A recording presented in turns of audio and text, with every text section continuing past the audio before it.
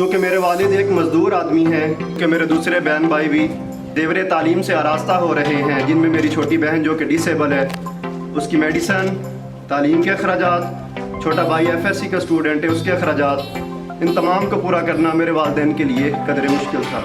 ادارے کی شفافیت اور باریک بینی نے مجھے اس کا حقدار ٹھہرایا اور الحمدللہ آج میں احساس کولر ہوں۔ میرے والد جو ہیں وہ دکاندار ہیں، ہم 3 بہن بھائی ہیں اور صرف فادر ہی کماتے ہیں۔ ریاست کو بھی ہمارا احساس ہے، اور پہلے جو ہم بطور محب وطن پاکستانی ہونے کے یہ سوچتے تھے کہ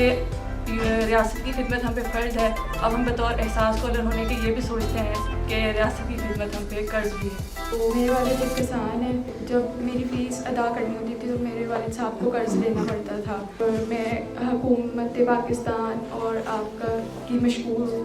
کہ